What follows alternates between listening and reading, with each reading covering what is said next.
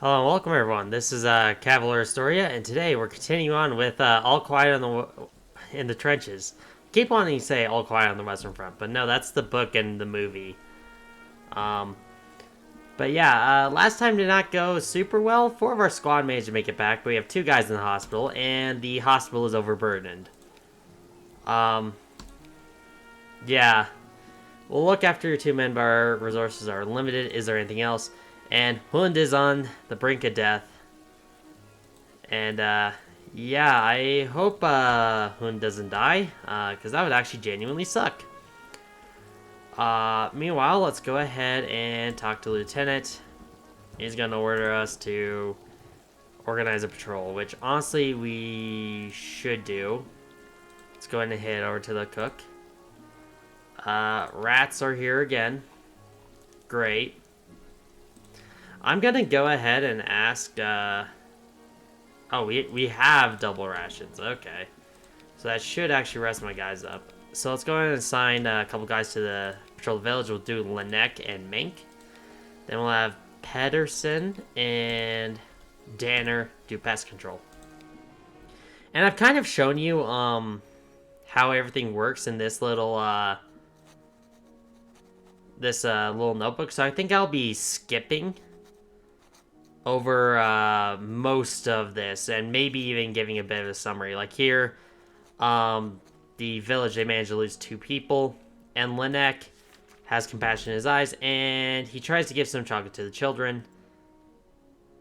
So I'm going to encourage him. And the women call this way. But yeah, that's probably going to be the only, like, journal entry I'll actually read. Mostly down to the fact that, A, I want you guys to go play and experience this game yourselves. And B, this takes up a lot of time, and I don't want to be making a 50-minute video every single time. So yeah, I'll meet up with you once we something interesting happens. Oh, so okay, now we ran into a story that's actually very interesting. One of my soldiers, Schmittenbauer, who just got out of the hospital, has grabbed one of our Italian soldiers, one of our Italian immigrants. And, yeah, this is actually triggers after Italy joins, the Entente in World War One. And basically, Italy joined, the Entente instead of the Central Powers, and it's this big discussion of stuff like that. I think Italy made the right choice with it. First things first, the alliance was a defensive alliance. It had nothing to do with offensive wars whatsoever.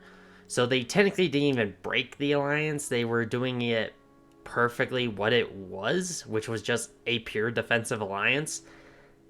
That, and some people will constantly go on and on and on and on about how if Italy joined the Central Powers, that would have made a huge difference. It really wouldn't have.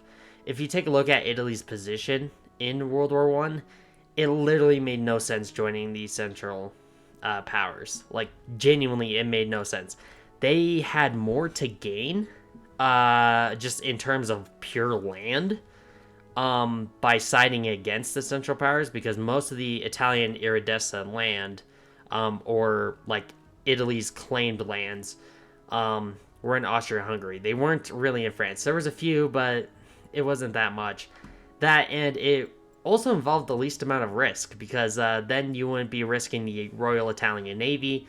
If they joined the Central Powers, they would end up having to fight the Royal Navy, and I'm gonna be honest, the Italian Navy would have been crushed. So I think they chose the best possible option, by siding against Germany and Austria-Hungary. Yeah, it. A lot of people will go on and on and on about how, oh well, Italy, betrayed them in World War One. They didn't, not really. But with that, I'm gonna tell them we're all comrades, and I'm just gonna wait for it to disperse. Now, funny enough, at this point, Italy and Germany are not actually at war at this point. It actually says in here, Italy officially declared war on the German Empire on the 28th of August in 1916. So this is over a year. They were only at war with Austria-Hungary, which again, I want to point this out. They wanted the Austro-Hungarian land as part of their iridescent land.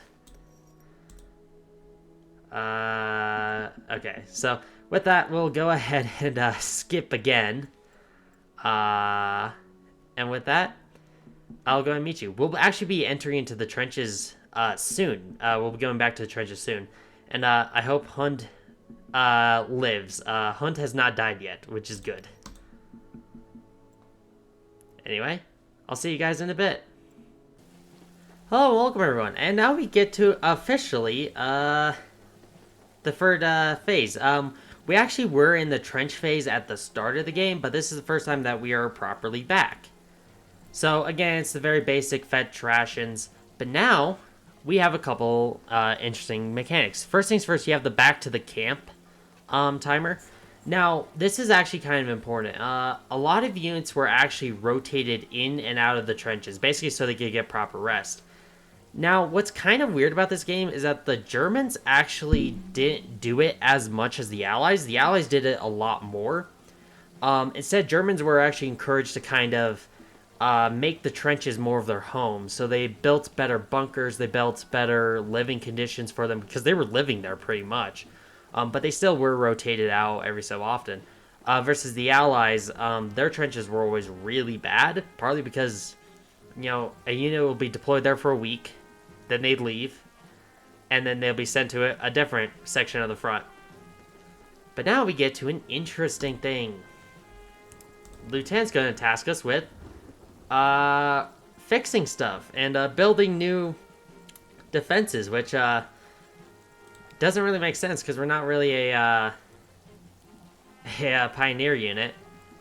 And we've been tasked with finding a patrol to search for a fugitive pilot. Meanwhile, we also need to build at least two defensive projects. So we could build, you know, a defensive position here, some ladders, some barbed wire. Then if I go over to this section, I could do more ladders, another defensive position, and a machine gun nest. I might do that. I might set up that machine gun nest actually very early. I want a machine gun. And then probably some ladders so I could get to that machine gun. But with that, unfortunately a lot of my guys are pretty... Oh, good. They were able to rest somewhat. Okay. So, we will send our guys to go, search for this pilot. In which case, then, you want to send very patriotic and completely by the book soldiers. So, I'm going to send Danner. And honestly, probably Menk, because he's attentive. So then that way, they can hopefully find that pilot. Meanwhile, I am absolutely setting up this machine gun nest. Ugh, 3 guys. Oh, that's a kind of disgusting. So we're actually gonna save on that. Let's go ahead and set the ladders up now. Get some rest for everyone else. And then we'll have Pedersen set up those ladders. So then hopefully I could get up to that machine gun nest actually very easily. Just in case we get attacked. Because I want to try out the machine gun. And yes, you can be attacked. And they found the pilot, and the lieutenant treated him almost as an equal. This is because officers in World War I, as well as pilots, they kind of had this almost like chivalrous idea of each other. Like he marks it out as a knight in flying armor, and that we need to take example of them, that they're these like shining beacons somehow. Which, you know, glorifying war is not exactly the best thing to do. Alright, let's set up that machine gun nest. Let's put Pedersen. And probably Menk, Lanek. And then I'm going to put Schmittenbauer and Danner to go dig the bunkers for the lieutenant. June 9th. Oh, now we have to drain the trenches. this was a huge problem. Yeah, the trenches constantly filled with water, especially where they were. They were in Belgium, and Belgium rained a lot. It rains a lot in Belgium, and yeah, these trenches very quickly filled up with water, and if your feet get wet, that's when you could start to run into trench foot. Um, this piece of garbage wants us to. He's gonna congratulate us about that. Meanwhile, I'm in a position where I need to maintain trenches, drain the trenches, and grab ammunition. Meanwhile, your soldiers can give you some, such as we got a sniper in the area, so that's gonna be a huge problem. And Danner has a bad feeling about what's gonna happen, so we might get attacked. And the sniper in the area makes everything dangerous, like way more dangerous. So yeah, so I'm gonna send Pedersen, Danner, Pedersen, and probably Lenek to go maintain the trenches. I'm gonna send Mink to do recon, and we're gonna send Schmittenbauer to go get ammo for us, because we might get attacked. And if you have a good recon specialist, he can see something. He didn't see any movement. Okay, so that's actually a good sign. Meanwhile, this guy wants us to go play a trick on the French, which is... yeah, let's go play a trick on the French. It's an absolutely dumb decision.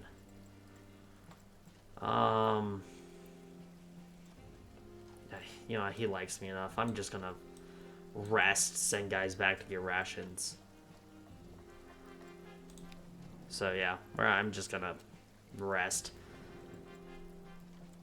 Average prestige, you don't like me as much. You're slacking off. Meanwhile, we have to repair the barbed wire, which I'm gonna say this right now, Lieutenant, is a better use of our time.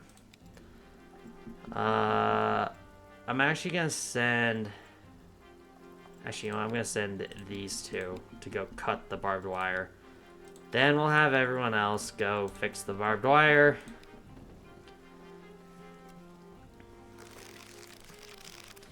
Oh, and we got an event. Fallen Carmites have been lying right next to our trench for far too long for us to be able to take care of them. And Stench. Yeah.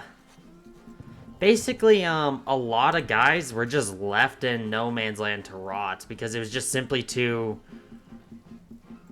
dangerous to try to recover them. Yeah, to recover the dead. It's not a good thing. Meanwhile, the French have been busier, which is not good. This guy is going to tell us to deliver a message, which, yeah, that's not good. I'm going to send probably Danner to go deliver the message. I'm going to send Pedersen to do some recon. And we'll send... oh, God. We'll send Mank to get ammo, and we'll send Lenek in order to get rations. And we're under artillery fire. This is great. We discovered the sniper's hideouts. And Danner got wounded. It's not too bad. Another communication trench collapsed. Jesus fucking Christ, dude.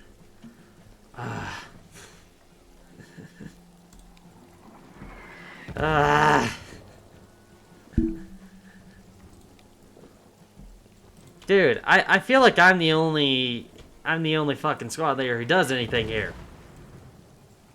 Alright, we'll send Mank, I guess. Trenches need to be drained. We're low on ammo. I could recover the dead.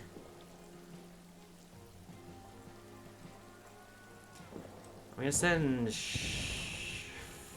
Lanek to go fetch ammunition, as well as Schmidt and Bauer.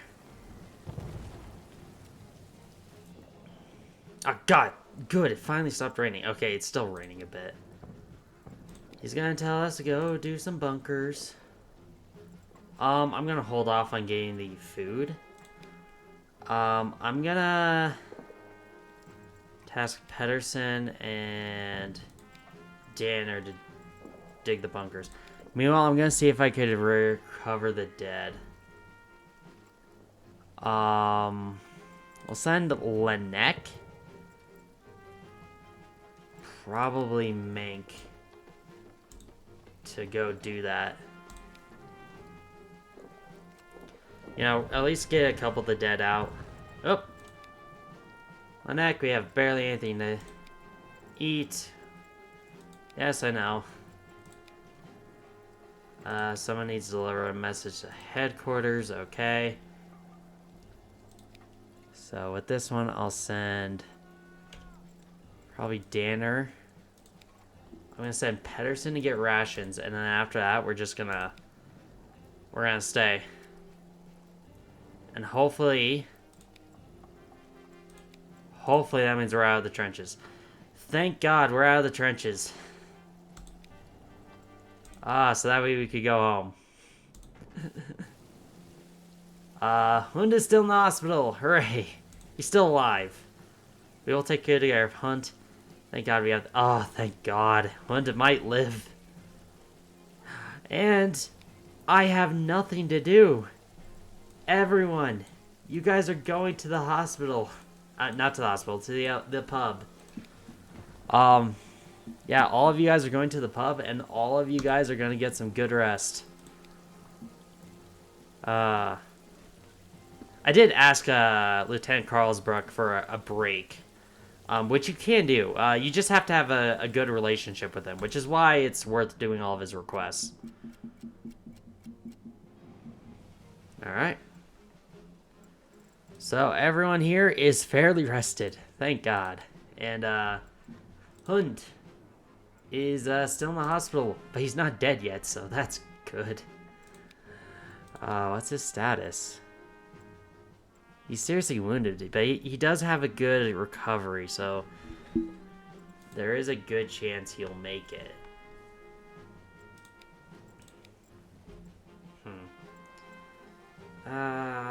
Let's send these two, because these two are the best rested. And yeah, I'll be skipping over most of the camp section, because to be honest, it's kind of the more boring section. And I'm just going to skip over this, so then that way, next level, hopefully we'll reach a battle. And after, like, just a few weeks of rest, we're heading straight back to the trenches. Meanwhile, where's Hund? Is he still... Still kicking, I think. Yeah, he's still kicking. He's optimistic, which is good. He's a serious wound. But yeah, I'm still down a squad member. And we're back in the trenches. Alright, more bunkers. Need more rations. And of course, defensive positions to help improve our standing with the officer. Great, we have no machine guns. How do you expect me to defend a position without giving me machine guns? I'm gonna set up some barbed wire up there. I want to try to prevent a couple guys. Now the great thing is all my guys are well rested, so basically they all can put in a bit of work. And with that, we have 11 turns until we get back to the camp. And I suspect we're going to get attacked. And that's probably where we're going to end the episode. I need someone to deliver a message. Of course, now is when he's not giving me all of the really bad levels. All the really bad missions. And Danner. Let's have you two set that bridge. And Schmittenbauer do the ladder.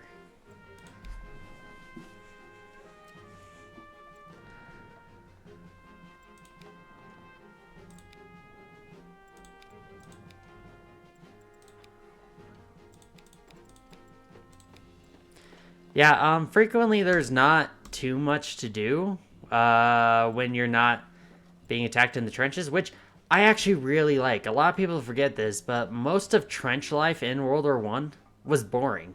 It was sitting around waiting for the next attack or the next like night recon mission.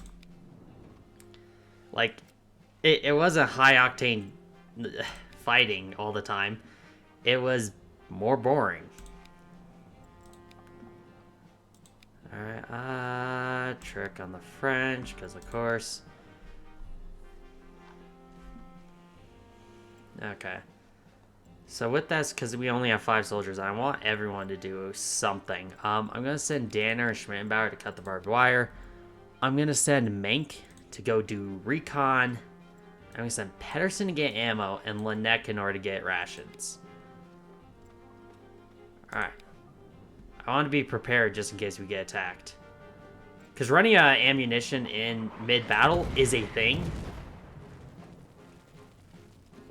Oh, and Menk actually noticed the artillery observer, so we can actually go deal with that. So that's actually something that's really interesting, is that if your guys are successful, you can actually stop the artillery, which is actually really good. So we're going to send some of our best. We'll send Menk, and we'll send Danner to go deal with that, because they're our best soldiers. Meanwhile, I'm going to send Schmittenbauer and probably Laennec. Laennec is not the best option for this, but he's the best available, which is what matters. And I'm going to put him Schmittenbauer, so hopefully that counters him. Alright. Danner. Yep. We were able to stop the shelling. Schmittenbauer got hurt. Carsbrook has not complained to me about my men, so looks like Laennec managed to not fall asleep, which is good. Danner, go deliver the message.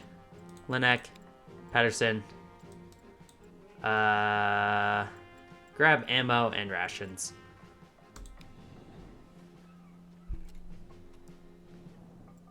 Our rations are still pretty low. Pedersen is reporting that we should probably go take a look at the French, which I agree.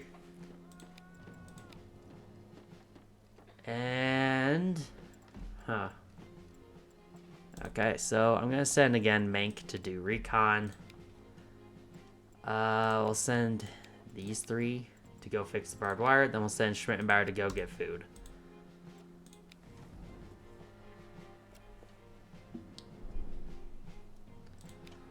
Menk did not notice anything, but he found some ammo for us, which is good. And the lieutenant, for once, has nothing to tell us. So I can still get ammo for my guys. But what I'm going to do is actually use my time to set up this barbed wire. Just so that way we have a better defensive position. So then that way it's going to take the French time in order to actually, get through this section. So that way we only really have to worry about that little section. For this, we'll have Menk and Pedersen do it. And we'll send Laennec just to go get ammo. Everyone else can rest.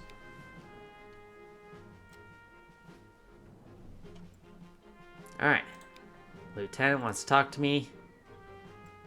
Communication trench collapse, which the communication trench is basically linked up the front trenches with the back trenches, the reserve trenches where like all the reserves were, and the frontline trenches. So basically it's sort of like these ones, these trenches. So we're gonna send 3 guys to dig.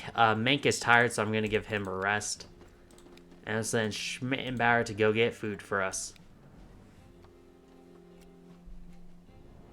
And we still got just 2 days left. We're under fire again. So, we'll send... You know, we'll build that defensive position just in case we need to defend ourselves. And then I'm going to send Mank and Schmittenbauer to go get food for us. I am convinced we're going to get attacked. Now we got a bunker again. Alright. Pedersen. Schmittenbauer, go dig bunkers for us. And with this, we should be back to the camp. Which is, an interesting thing. Let's go talk to him. Pack your things. Yeah, we're leaving. We're heading straight back to the camp, which is, it's weird we haven't been attacked yet. Alright, awesome. So we're not doing too bad. Able to take care of Hund. So hopefully Hund should be back soon.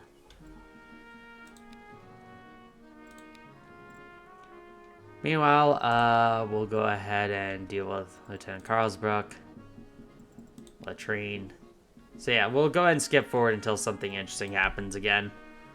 Alright, so Schmittenbauer, as part of his personal story, actually doesn't particularly like women, and he complains that women should not be in the factories, they should be at home, in church and at their husband's side. And that they're complaining about, they're complaining in letters about the war, and that the women back home should have their backs. Now, this is actually an interesting thing. I've kind of mentioned this before with attitudes towards war. Women in warfare, especially around this time, was actually really interesting relationship, because a lot of the women were one of the primary pressers of the whole idea of a glorious war. In fact, there was a lot of women's groups, particularly in England, who would go around to young men and would hand them a white feather. Was it a white feather? Yeah, it was a white feather, which basically was the symbol of a coward. Basically, if they saw a young man who wasn't in uniform, they would go around, give them a white flower, basically calling him a coward, in order to try to encourage him to join up. That led to a lot of hatred towards those particular groups. And the poem, the really good poem, the Dulce et Decorum Est, basically is a reply to one of those women and one of those groups that did that. Meanwhile, another thing that the women did was produce ammunition in the factories, and a lot of guys left their jobs in order to go to the front lines, and that meant that a lot of women had to step up and, you know, work in places that they traditionally weren't really seen to be in. Now, that's not entirely true. Women actually worked in factories a lot. In fact, that was actually one of the more common jobs for women back in the early 1900s, was to be a factory worker, particularly in places like textiles, like clothing making and that stuff. But yeah, women were absolutely critical in the factories in order to make sure that, you know, the troops had enough ammunition, gear, and supplies in order to actually fight the war. Now, unlike the US, however, the Germans were actually more reluctant to do that, because Germany as a whole, especially at this time, and then later under the Nazis, were a very conservative group that very much wanted more traditional social roles for their women.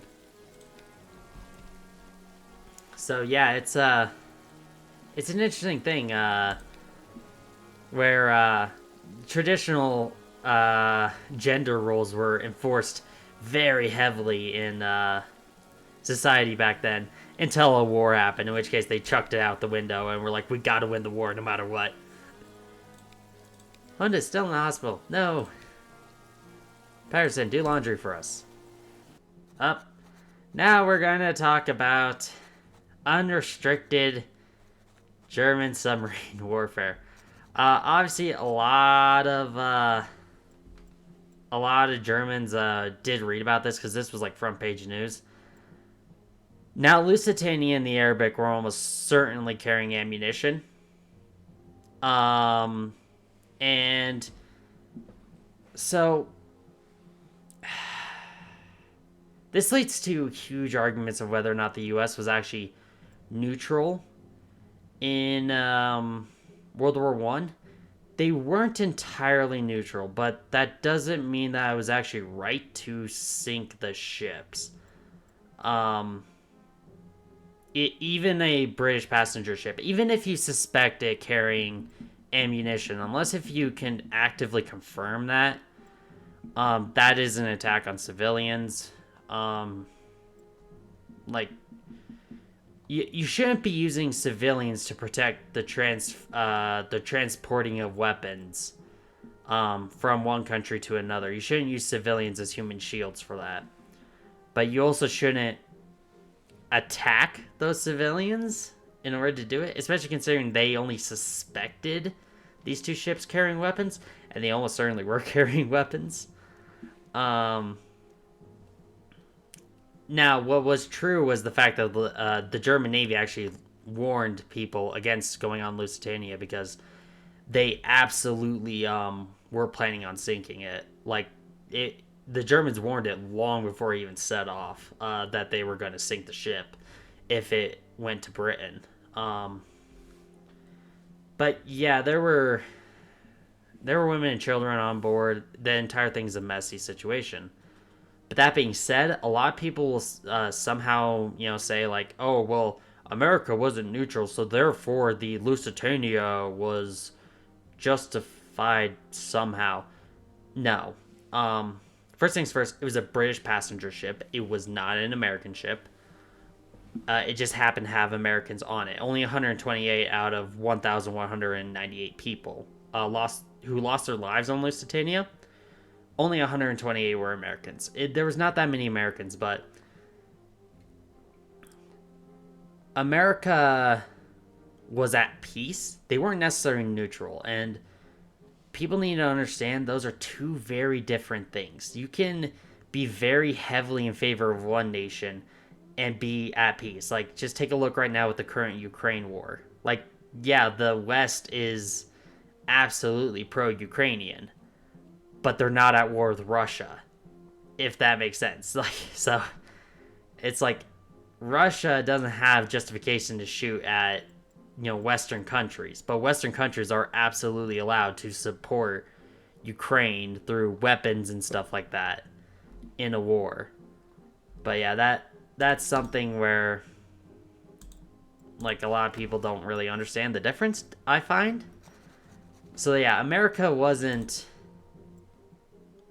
neutral per se, but they were at peace with Germany, and it wasn't as clear cut as a lot of people think because the U.S. government was very pro Entente. However, the American public was actually pro Central Powers, and I think a lot of people forget this. A lot of Americans have German ancestry.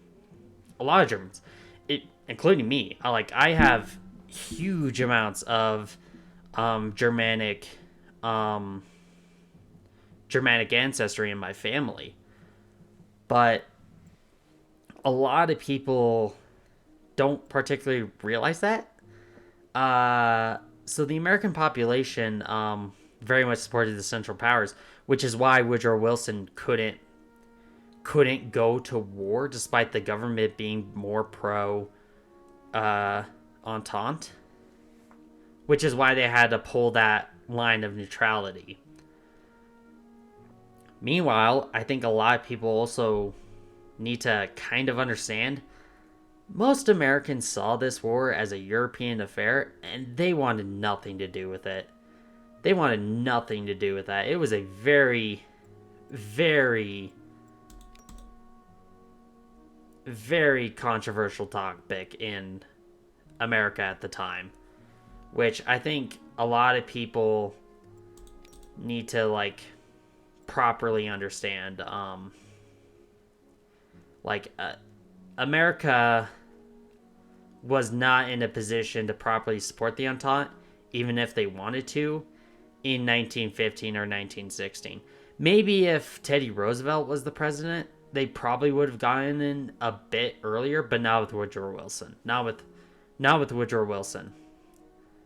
Also, Pedersen is from Denmark. Hooray! From Schleswig-Holstein, which is another place that Prussia conquered. Yeah.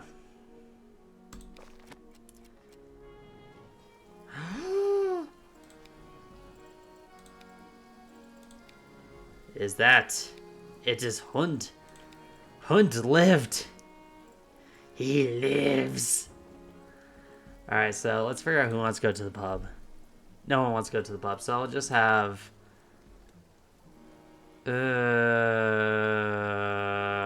let's do... Pedersen is a fellow Dane. I'm not from Denmark, but my family's from Denmark. Yeah, let's have Pedersen do it. Let's send everyone else to the pub. Sorry, Pedersen. Then we'll head to the trenches. Yeah, he went last time, so we'll rotate him out. We're low on food, but we're heading to the trenches anyway.